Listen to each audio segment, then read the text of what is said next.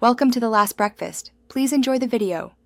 When outdoor temperatures fall below freezing, a slow drip prevents standing water from freezing inside pipes by keeping water moving and relieving pressure.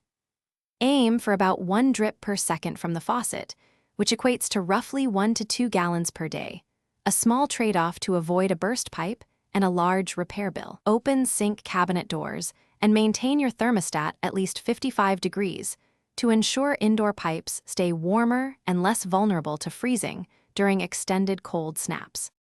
Select faucets strategically. Drip the tap farthest from the main water supply to keep the longest length of pipe moving and reduce freeze risk. If the hot and cold share similar exposed runs, gently drip both hot and cold to protect each branch. For long exterior runs or basement lines, use a pencil-sized steady stream rather than tiny intermittent drips. That slightly larger flow expends little water while maintaining continuous movement in lengthy sections that are harder to heat from the home. Adjust your approach to severity. During extreme cold under 10 degrees, increase the drip to a small steady stream to be safe. 1 drip per second may be insufficient for prolonged deep freezes. Shut off exterior valves, disconnect and drain garden hoses, and insulate exposed pipes and spigots with foam sleeves or heat tape to reduce heat loss.